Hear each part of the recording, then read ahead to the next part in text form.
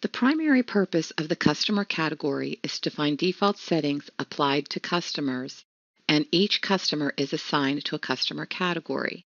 You can generate reports and view inquiries based on the customer category. Let's take a look at defining customer categories in your system. To add or modify customer categories, select the Customer Categories function under the Common Data menu. To add a new customer category, click New in the right-hand panel. Enter your 5-digit alphanumeric code, and then enter your description. Then you can enter a short description. If you want customers based off this category to automatically be numbered by the system, enter a customer sequence number.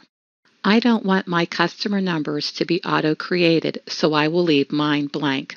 Your creation method can be direct or with validation. If customers created off this customer category are going to become live immediately, you can select direct. However, if you want the customers to be validated by a manager, select with validation before they become live customers. Enter in your country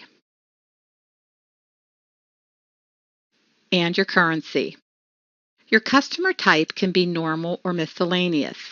If you choose miscellaneous, you'll be prompted for an address every time you use a customer associated with this customer category when you enter in invoices. You can also enter in a rate type. If you have statistical information that you would like to be a default, you can enter it in the statistical groups. And you can also enter in your default credit. I'm going to select a no check. On your commercial tab, you can enter in default ordering and invoicing information. I'm going to set mine to be an A class, and I'm going to allow partial deliveries, and I'm going to print acknowledgments, and I'll select my template code. I don't have any default discounts and charges that I'd like to enter, and my freight invoicing is going to be left at invoicing.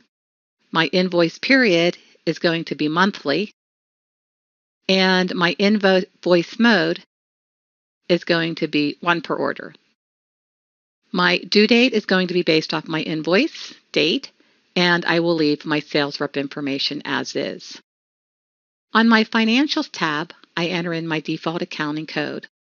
I'm going to select my standard code, and I'm going to also select my normal tax rule. If I want to enter in a default analytical value, I'll come down and put it in here. My default market is retail, and I'll go ahead and leave that there. My default value is retail.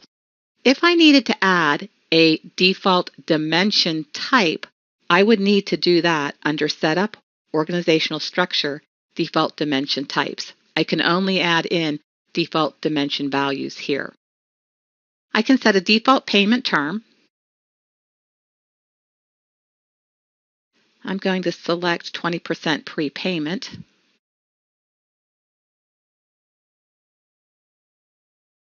And I can select a default early discount and late code.